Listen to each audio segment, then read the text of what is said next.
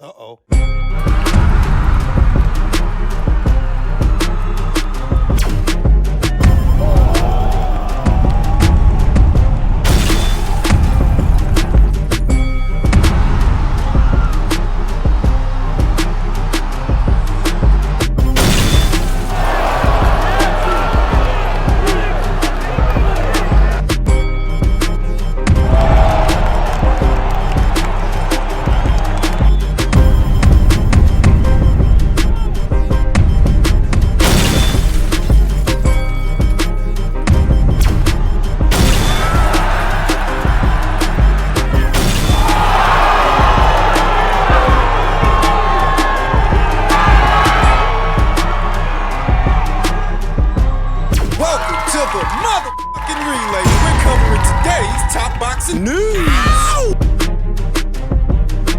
Okay, we'll start with this. It would appear that Olympic champion Imane Khelif has skipped the Eindhoven event after World Boxing introduced mandatory sex testing. Gee, I wonder why. Eindhoven, Netherlands. Olympic champion Imane Khelif is skipping the Eindhoven Box Cup in the Netherlands less than a week after World Boxing announced mandatory sex testing for all athletes. The Algerian boxer who won gold at the Paris Games last summer amid scrutiny over her eligibility did not register in time for the event before applications closed on Thursday. The decision of Imane's exclusion is not ours. We regret it, tournament media director Dirk Renders told the Associated Press. The 26-year-old Khelif had intended to return to international competition at the Eindhoven tournament this weekend before World Boxing announced its new sex testing policy last Friday. The governing body specifically mentioned Khelif. Wait, so Dirk Renders was gonna let this guy participate? Dirk was likely just trying to be polite and not ruffle any feathers by taking a hardline stance on what is this controversial issue,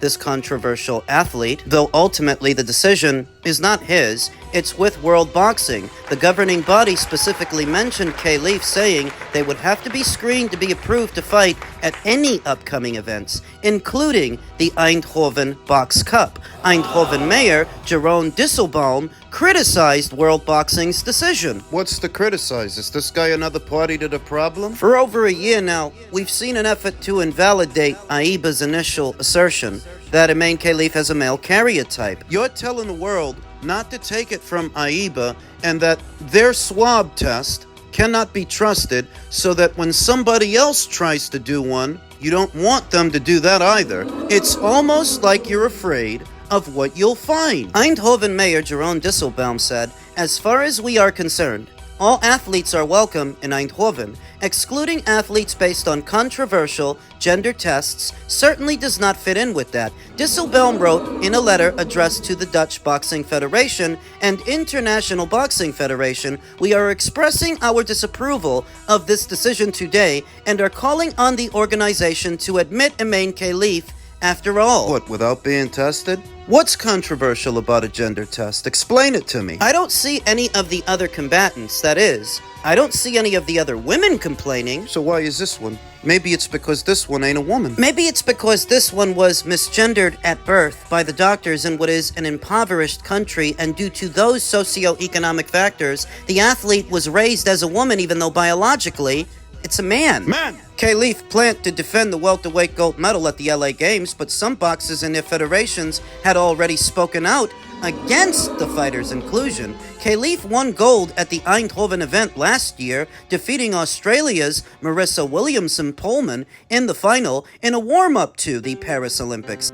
The Algerian also competed at the Tokyo Games in 2021 in the lightweight division, losing in the quarterfinals to eventual gold medalist Kelly Harrington of Ireland. But if Imane Khelif is in fact biologically male, why does this fighter have recorded losses to what are biological females? Well, Imane Khelif is about 26 years old now, and if they've been competing in the amateurs as far back as 4, 5, or 6 years, however long it's been, they would not have come into their man strength yet, because a biological male is not as strong at 19, 20, or 21 as he will be at 25, at 26, at 27. those are a man's prime years. That's right around the time you start to get your man strength. And Imane Khelif is very much a man. It is disingenuous to say otherwise. And if I'm wrong, why did they not enter into the tournament? If all that stands between Imane Khelif and the next gold medal is a simple cheek swab, why not just take the test? I don't want to hear about psychological trauma or emotional distress when you can put all of this to bed by taking the test. Unless you know what the test is going to say. Your supporters have spent a mighty long time trying to invalidate IEBA's findings. Are you afraid that if you do a cheek swab under this new organization, it's going to show the same thing? Because for all the talk about this controversy, you could have put it to rest a long time ago. The only reason you would have allowed it to go on this long is because you know what the test is going to say. And you know that by all rights, you shouldn't be allowed to compete in this category. Otherwise, why allow all of this to go on? Why deal with the headaches if you could prove everyone wrong? It's because they know they can. And I don't want to hear about controversial gender testing, because what's the controversial part? Controversy because I'm saying a biological male should not be allowed to punch biological females in the face. That's not controversial, that's common sense. And I've said it time and time again when it comes to this issue and any other issue like it. It is an attack on your senses via the power of suggestion.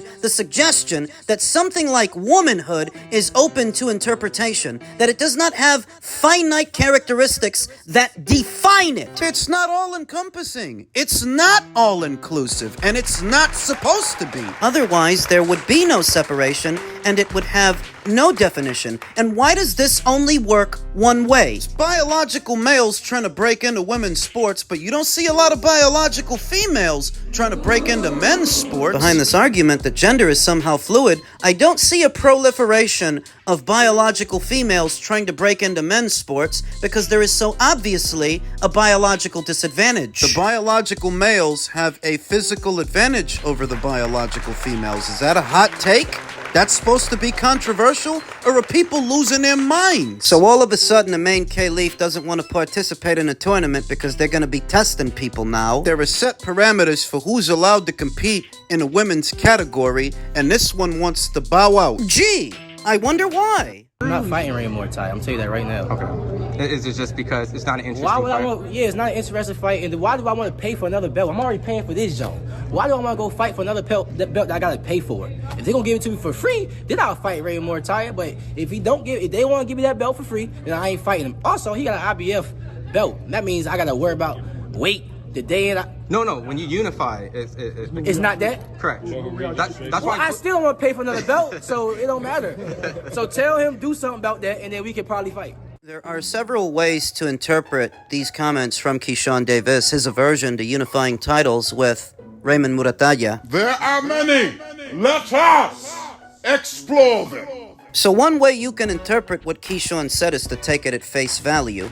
He doesn't want to unify with Raymond because it's not an interesting fight, because he doesn't want to deal with the additional sanctioning fees and potential weight stipulations. Bear in mind that there are no weight stipulations for a unified champion. That weight cap only applies to IBF champions, but if you're a unified champion, the weight cap, the rehydration cap, is lifted. But that's his rationale. That's his reasoning for not wanting to unify titles with Raymond Muratalla, because Raymond is in line to become the next IBF champion as a result of Vasyl Lomachenko's retirement. Stop yelling. It's the silliest goddamn thing I ever heard.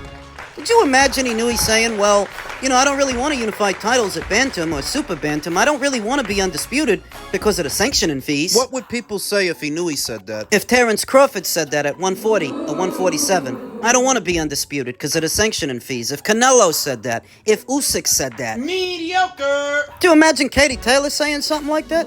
Clarissa Shields, Alicia Baumgartner, all of these accomplished and undisputed champions saying, well, I don't really want to do that because I don't want to pay extra. Mediocre. Mediocre perspectives and defeatist mentality of today's American boxer. This is supposed to be the flag bearer, guys, to usher in the next generation of American fighters, and this is what he's telling you. I don't want to unify with Raymond Raymond because I don't want to pay extra for the sanctioning fees. You got time for the Gustavo Limoses of the world. You got time for the Edwin De Los Santoses of the world. But when it comes to an unbeaten up-and-comer like yourself, an unbeaten champion... Mediocre! And that's if we take his comments at face value, if we just take what he said for what it is. If we delve a little deeper to what this is really about, I don't even really think it's about Raymond Muratalla. Bobby, what are you saying? My name's not Bobby, and what I'm saying is, it's not Raymond Muratalla that Keyshawn has an aversion to fighting, it's Andy Cruz.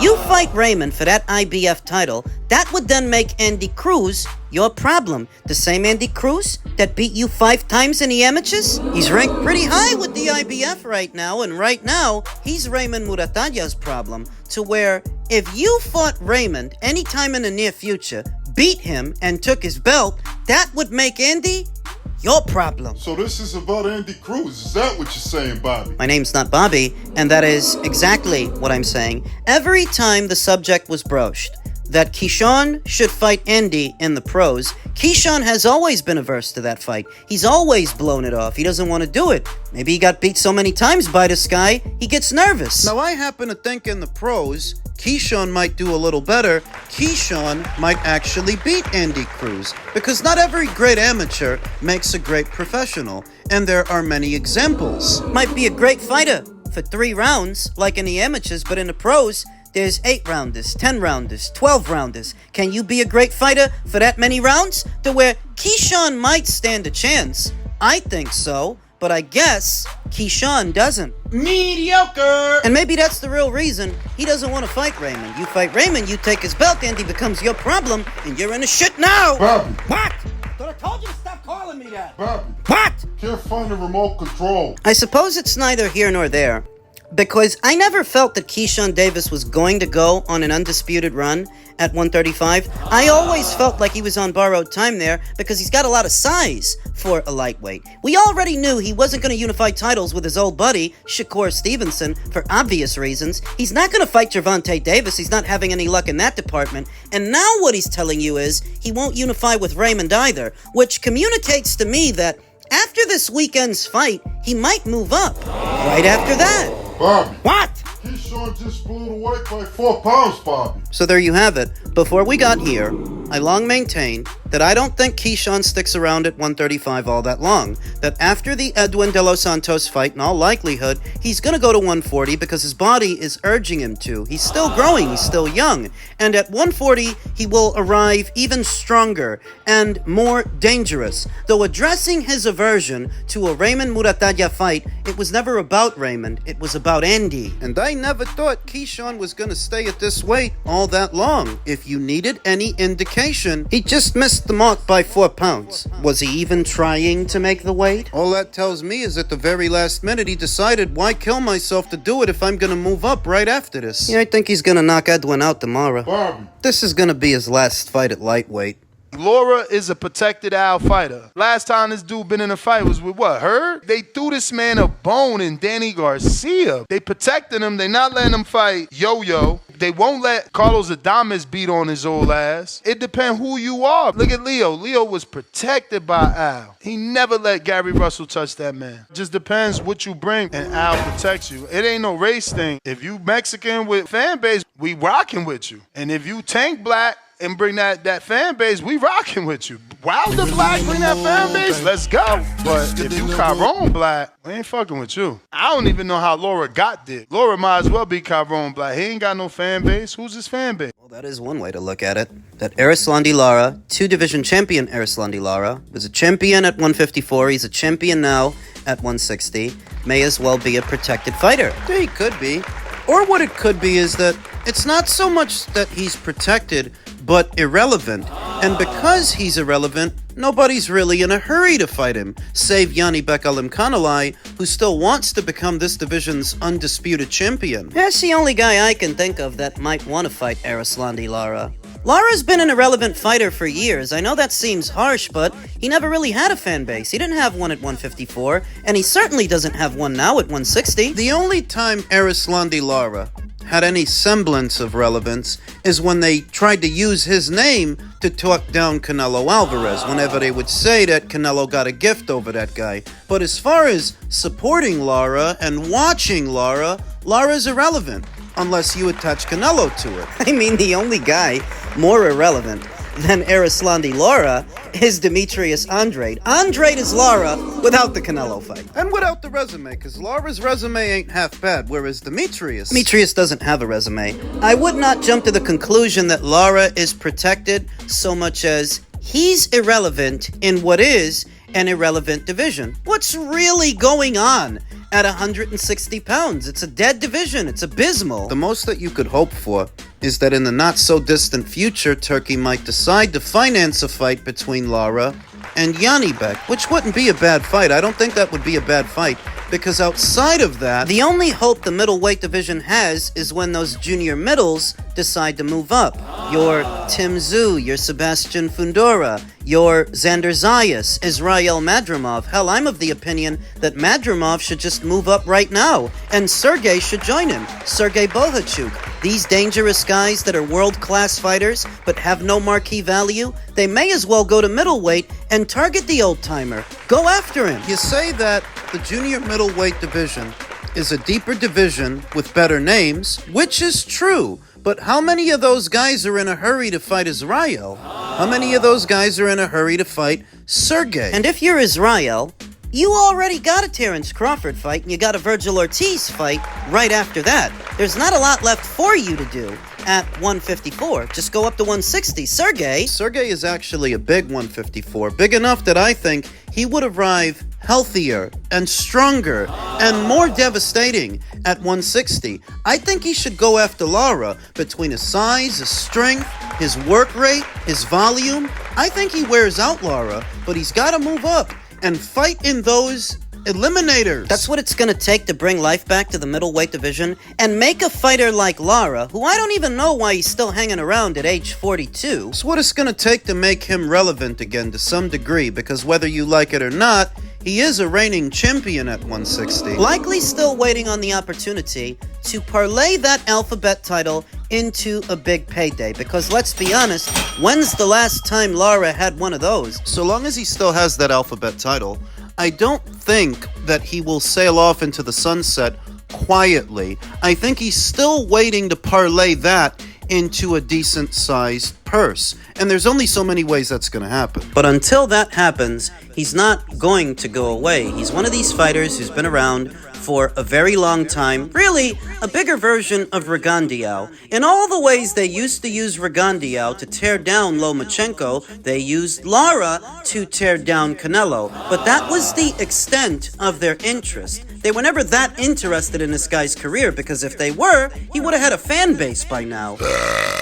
So protected is not the word I would use to describe him. He's been based out of America for years, and the American boxing scene is declining. It doesn't help his situation that he's a fighter of Cuban descent, and he doesn't have a large Cuban contingent to support him, like the Mexican fighters do. Tack on that for a good number of years, he was a pure boxer. He doesn't fight that way now. He sits on his punches a bit more now that his legs have gotten old and he can't glide around the ring the same way that he used to, but that didn't help his situation either, that he didn't have a fan-friendly style, which all equates to him being a member of the Who Needs You Club.